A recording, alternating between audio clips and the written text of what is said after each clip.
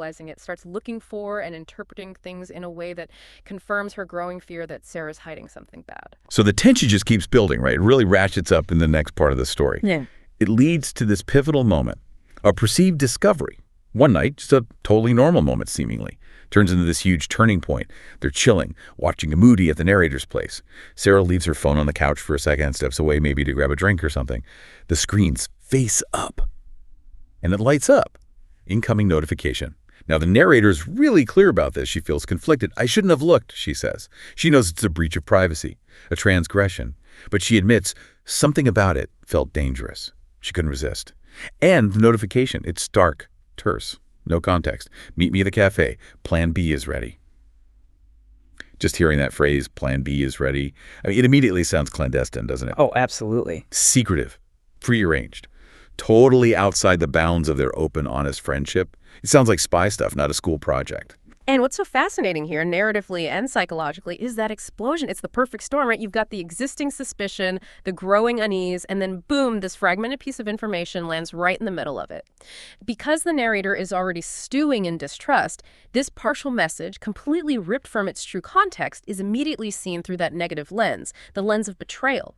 Plan B just conjures up images of backup strategies, covert ops, secret plans. It instantly deepens that unease into almost a conviction something shady is going down.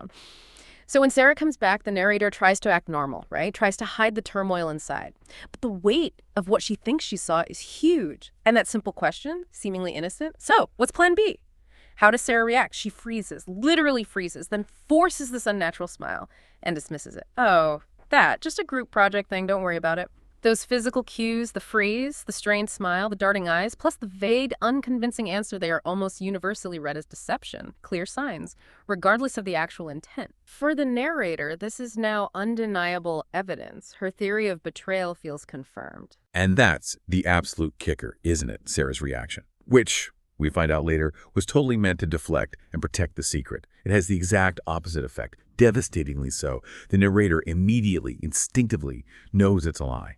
A total fabrication. Her laugh was forced, her eyes darted away, she was lying, I knew it.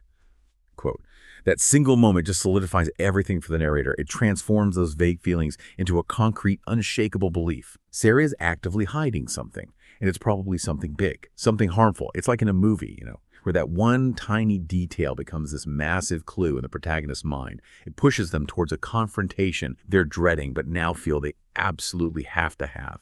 That innocent question, just born out of curiosity, becomes this sharp probe, and it brutally reveals, to the narrator at least, the depth of Sarah's secret-keeping, her perceived deception. This moment really brings up an incredibly important point about communication in relationships. It's so complex, especially when one person thinks they're acting to protect the other. Like Sarah here. Her choice to lie, even if it came from the best, most altruistic place wanting to keep a surprise safe, it directly undermines the trust that they built so carefully, irrevocably almost. From the narrator's viewpoint, this isn't just about what the secret is anymore. It's about the act of deception itself. That feels like a profound violation. If we connect this to relationship dynamics more broadly, it just powerfully shows how even well-meaning secrets, especially when they involve active lying, can be so damaging. They break that unspoken contract, right? That sacred agreement of honesty and openness that best friends usually have. The lack of transparency, especially when you ask directly and get evasion, it just reinforces the negative interpretation. It pushes the relationship deeper into this really perilous state of doubt, paranoia, perceived betrayal. It creates what psychologists call the fundamental attribution error on the narrator's part. She attributes Sarah's behavior to her character deceitfulness rather than considering maybe there are external benevolent reasons. So from that critical moment, that turning point, the story just keeps going downhill. It accelerates. The emotional gap between them just grows wider and deeper every day. Over the next few weeks, those initial little things don't just continue, they escalate. They become undeniable patterns of deliberate avoidance. Sarah starts actively skipping their weekly coffee meetups, that ritual that used to be a cornerstone, without even offering good excuses. He consciously avoids hanging out at all, and it creates this palpable, aching void where there used to be constant companionship. The narrator says she tried desperately to reach out, to bridge that growing chasm, that every attempt just hit a wall, another barrier. And when the narrator, understandably frustrated, hurt, totally consumed by anxiety, now finally gets the courage to confront her again. The response isn't reassurance, it's not clarity, it's just defensive, unequivocally defensive.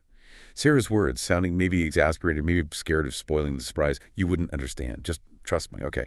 Those words might have been meant to soothe, to buy time. But they just added more confusion, more hurt, and this profound sense of betrayal for the narrator. What's absolutely fascinating here is seeing how withholding information for so long, combined with that defensive communication style from Sarah, creates this vicious cycle. It just feeds itself. The narrator is desperately seeking clarity, reassurance, an explanation for this drastic change in her friend, but Sarah's response is they're effectively shutting down any chance for open communication, building this wall. That phrase, "you wouldn't understand," oof. That implies there's something the narrator isn't capable of grasping, which is incredibly alienating. It reinforces that feeling of being deliberately excluded from her best friend's life. And the plea, just trust me, it rings so hollow, doesn't it? Almost cruel when her actions are consistently contradicting that very request. If we look at interpersonal relationships generally, this just powerfully demonstrates the critical role of open, honest, and timely communication, especially in conflict. It's irreplaceable for maintaining relationship health. When one person feels consistently stonewalled, put off, kept in the dark, paranoia isn't just natural, it's almost inevitable, a really painful psychological response. It leads to what we sometimes call emotional labor. The narrator is constantly analyzing, reanalyzing, struggling with her feelings, getting no resolution. You've totally hit on it. The narrator puts his agony so clearly. How do you trust someone who hides their life from you? And that's not just a rhetorical question for effect. It's the absolute core dilemma here, a raw expression of her inner turmoil. The person who used to share everything, who was my sister, not just my friend, now feels like a stranger, an unsettling, inscrutable stranger.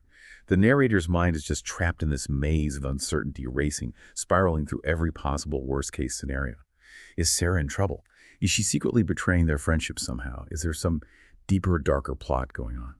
The paranoia wasn't just a fleeting thought. It grew, like exponentially, consumed her, led her to do things she normally wouldn't.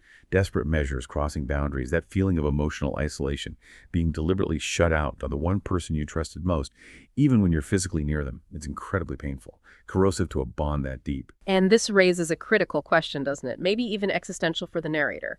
What happens when the story we tell ourselves about a relationship, our cherished internal narrative, completely clashes with the external reality being presented by our friend?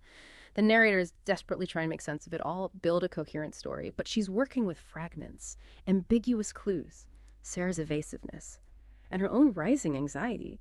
When there's no clear, honest explanation for so long, it creates this vacuum, this void. And the human mind, we're wired to seek patterns, seek meaning. So it naturally, often defensively, fills that void with the most negative possibilities, the self-protective ones. This highlights the truly destructive power of prolonged secrecy.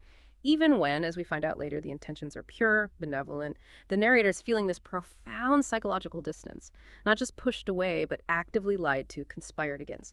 That feels like a massive threat, almost fatal to the safety, the security, the integrity of this incredibly important friendship. It's a classic setup for cognitive distortion, where her perceptions get more and more skewed by her emotional state. Which brings us to the climax, really, the dramatic turning point, the moment of the discovery. It's the consequence of that unchecked paranoia. The narrator just couldn't take the uncertainty anymore. It was suffocating. The gnawing questions, the paranoia, the feeling of being shut out. It was just too much, an unbearable psychological weight. So one Friday evening, consumed by this desperate need for answers, she makes a huge decision. One she admits felt profoundly wrong, violated her own ethics, but she felt she had to do it. She follows Sarah. This act, just born out of sheer desperation, meeting the truth, is the stark measure of how badly her trust was shaken, how completely her emotional balance was gone. It wasn't just curiosity now, it was a quest, almost primal, for the truth, no matter how painful it might be. The potential cost losing the friendship entirely seemed less important in that moment than just knowing. And that escalation, it's truly compelling to see. The narrator's actions just keep ramping up. What started as subtle observations, internal worries, has now led to this direct, conscious act of, well, spying, crossing a major boundary. It vividly illustrates the corrosive nature of unchecked suspicion, doesn't it? How it pushes people, pushes them to violate boundaries, do things they'd normally find unthinkable, and the emotional weight in her admission, I know it sounds wrong, but I needed answers. That perfectly captures the internal conflict, the ethical struggle. It's a moment of huge vulnerability, desperation, a massive gamble. The stakes couldn't be higher for her. She's essentially betting the entire future of their friendship on whatever she's about to find out. Which raises that critical ethical question for all of us, really. At what point does our need for answers, for our version of the truth, override our respect for a friend's privacy, especially when that privacy feels, even if wrongly, like a betrayal itself. It's such a tightrope walk, one wrong step. And the scene itself, the way it's described, is packed with tension. Dramatic irony, almost. The narrator talks about trailing Sarah through downtown streets, eventually following her into this cozy, dimly lit cafe. You know the kind. Intimate, unassuming. The perfect backdrop for quiet, significant conversations, both innocent and not so innocent. And then the absolute gut punch. The shock. Sarah isn't alone. Sitting across from her, deep in what looks like a really earnest discussion, the narrator sees her own dad. Wow.